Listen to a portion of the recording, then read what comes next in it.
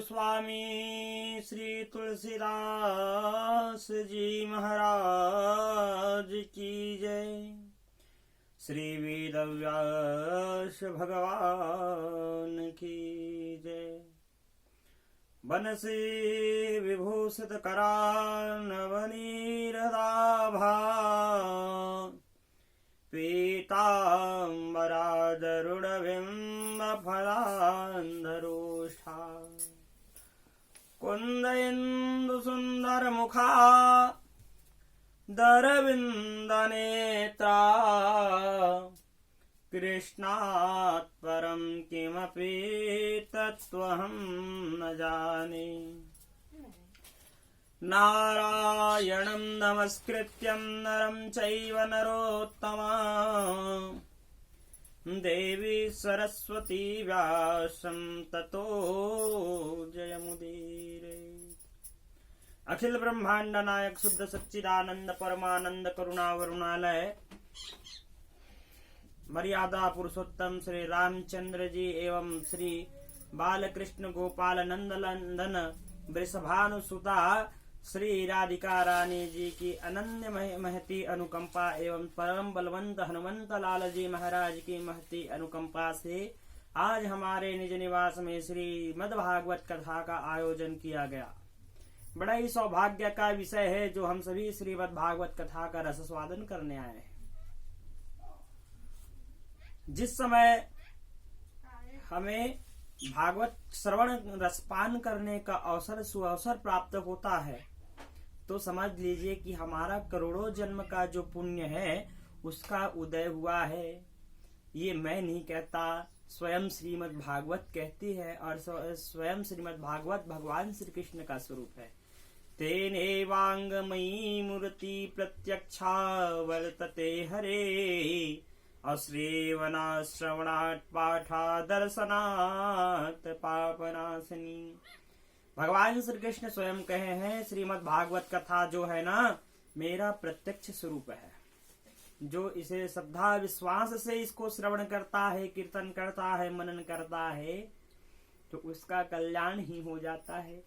एक आधा अक्षर के श्लोक बोलने से एक गौ दान करने का पुण्य प्राप्त हो जाता है।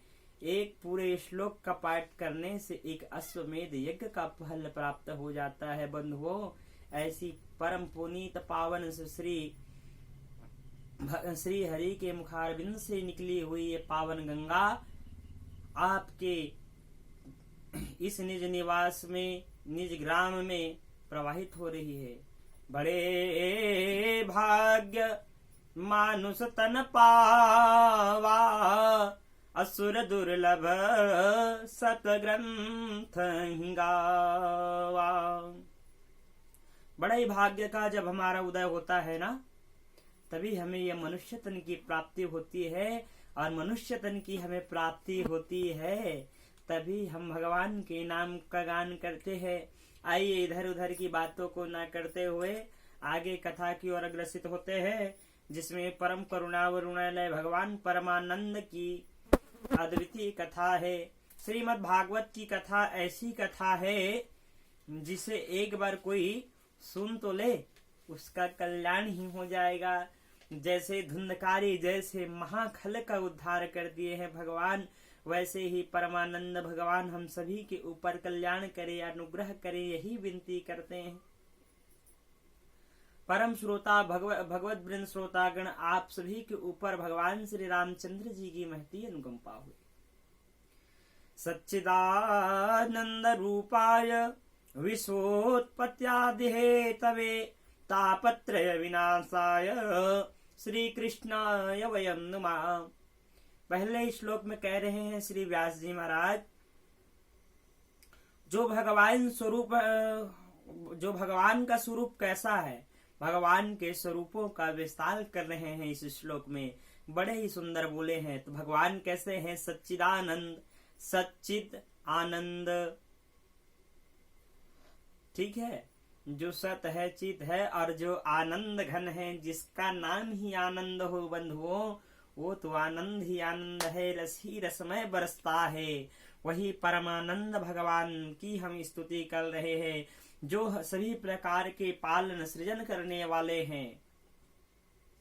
नैमिषारण्य की पावन भूमि में सूत आदि ऋषियों के साथ श्री शौनक जी मुनि पधारे हैं। और शौनक जी मुनि पधारने के बाद श्री सुत जी से हाथ जोड़कर करबद्ध निवेदन कर रहे हैं। श्री सुत जी महाराज को दिव्य आसन में बैठाया गया है और अधिक उम्र के होने पर भी श्री शौनक जी महाराज जमीन में बैठ के श्री सुत जी महाराज से कथा श्रवण पान कर रहे हैं और कह रहे हैं, अज्ञान ध्वांस विध्वांस कोटि सूर्य सम प्रभा असुताख्या ही कथा सारम मम कर्ण रसायनम। हे भगवान, आप ऐसी कथा कहिए जिसे हमारे कानों में